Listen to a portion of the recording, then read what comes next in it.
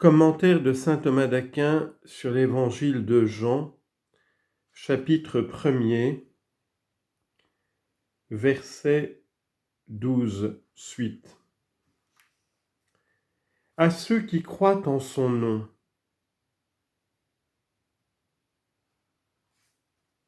En disant cela, l'évangéliste montre à qui est accordé le fruit de la lumière qui vient. Ces paroles peuvent être comprises comme une explication de ce qui a été dit plus haut, ou bien comme apportant une restriction. Comme une explication pour expliciter le sens de tous ceux qui l'ont reçu, pour montrer ce que c'est que le recevoir. Jean ajoute à ceux qui croient en son nom, comme s'il disait « Recevoir le Christ, c'est croire en lui, car le Christ habite dans vos cœurs par la foi », comme dit l'Épître aux Éphésiens, chapitre 3, verset 17. Ceux-là, donc, l'ont reçu qui croient en son nom. Comme apportant une restriction selon Origène, les paroles à ceux qui croient en son nom doivent s'entendre comme restreignant les précédentes, à tous ceux qui l'ont reçu. Beaucoup, en effet, se disant chrétiens, reçoivent le Christ, mais sans devenir pour autant fils de Dieu, parce qu'ils ne croient pas vraiment en son nom, enseignant à son sujet de faux dogmes, c'est-à-dire soustrayant quelque chose, soit à sa divinité, soit à son humanité. Comme dit l'Écriture, tout esprit qui divise le Christ n'est pas de Dieu.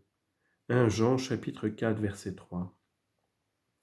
Aussi l'évangéliste précise-t-il, il leur a donné, c'est-à-dire à ceux qui l'ont reçu par la foi, le pouvoir de devenir enfants de Dieu, à ceux-là cependant qui croient en son nom, c'est-à-dire qui gardent intègre le nom du Christ, ne retranchant rien à sa divinité ni à son humanité. On peut aussi rapporter ces paroles à la formation de la foi. Elles signifient alors à ceux qui croient en son nom, c'est-à-dire qui font des œuvres de salut grâce à leur foi informée par la charité. Le Verbe a donné pouvoir de devenir enfants de Dieu. Ceux qui n'ont qu'une foi informe ne croient pas en son nom parce qu'ils ne travaillent pas en vue du salut. Cependant, la première interprétation est plus appropriée.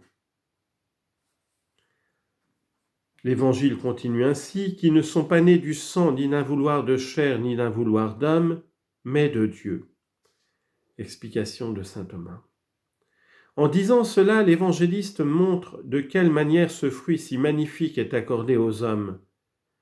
Il vient de dire que le pouvoir de la venue de la lumière est le pouvoir donné aux hommes de devenir enfants de Dieu. Or on dit de quelqu'un qu'il est fils du fait qu'il naît.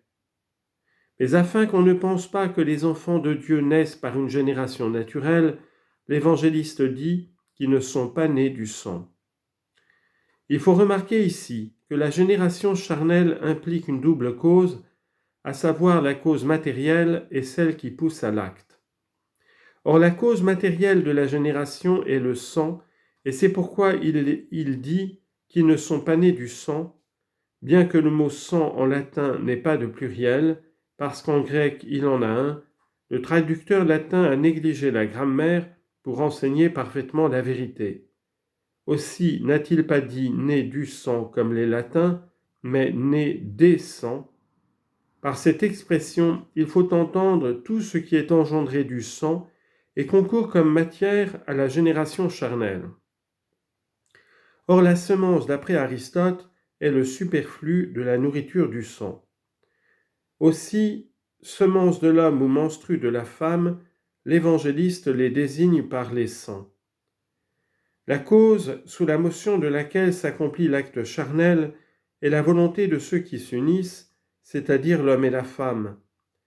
Car bien que l'acte de la fonction génératrice en tant que tel ne soit pas soumis à la volonté, du moins les préambules lui sont-ils soumis.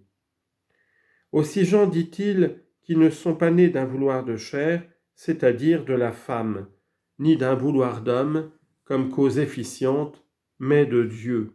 Comme s'il disait, ils sont devenus enfants de Dieu d'une manière non pas charnelle, mais spirituelle.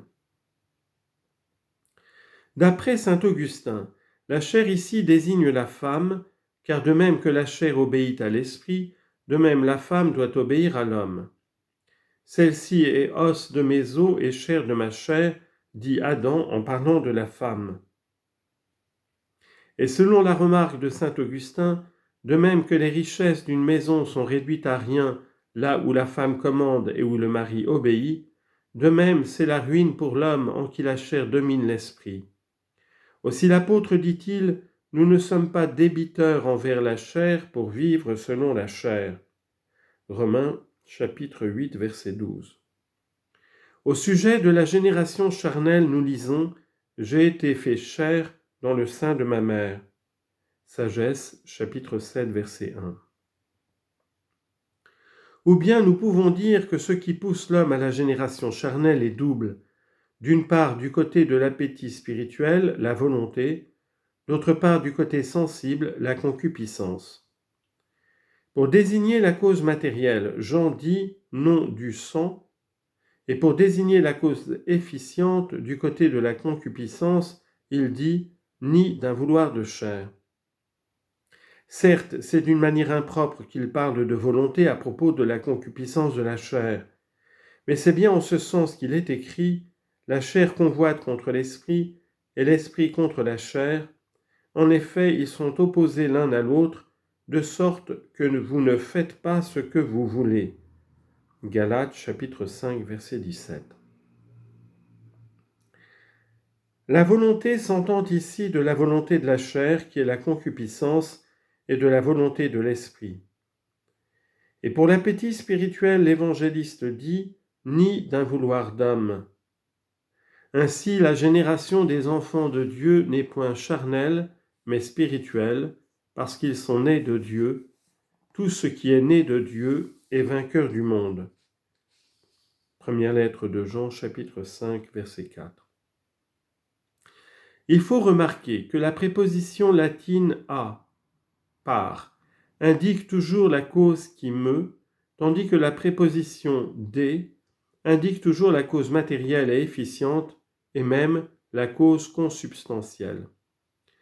Nous disons en effet que l'artisan fabrique un couteau de ferro, avec du fer, et que le Père engendre son Fils de se ipso, de lui-même, car quelque chose de lui concourt d'une certaine manière à la génération du Fils.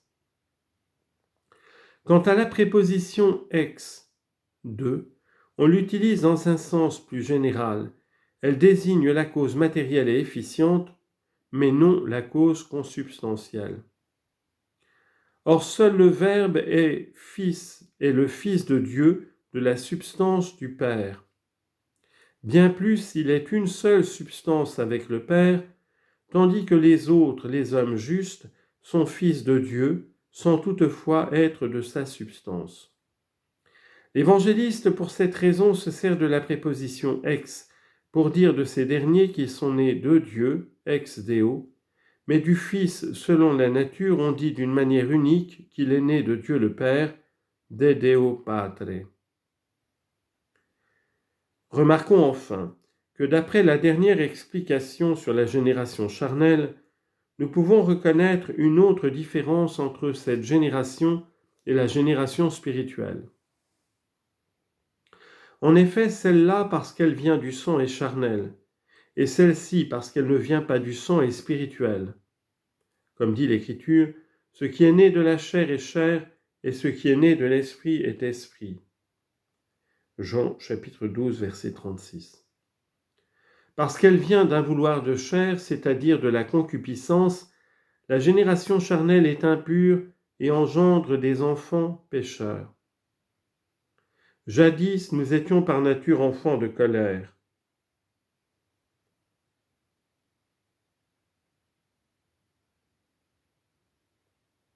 Éphésiens chapitre 2, verset 3, et précédemment, Jean chapitre 3, verset 6. Au contraire, celle qui vient d'un vouloir d'homme, c'est-à-dire de son esprit, est pure et fait des fils de lumière. Jean chapitre 12, verset 36. De plus, Selon la première explication, la génération charnelle, parce qu'elle vient d'une volonté d'homme, engendre des enfants d'hommes, tandis que la génération spirituelle, parce qu'elle vient de Dieu, engendre des enfants de Dieu. Si nous voulons rapporter au baptême par lequel nous sommes régénérés en enfants de Dieu les paroles « Il leur a donné pouvoir de devenir enfants de Dieu », nous pouvons voir en elles l'ordre requis pour le baptême. Pour celui-ci, en effet, est exigée en premier lieu la foi au Christ. Aussi les catéchumènes doivent-ils être d'abord instruits de la foi, afin de croire en son nom, et d'être ensuite régénérés par le baptême, par lequel ils naissent, non certes du sang, d'une manière charnelle, mais de Dieu, d'une manière spirituelle.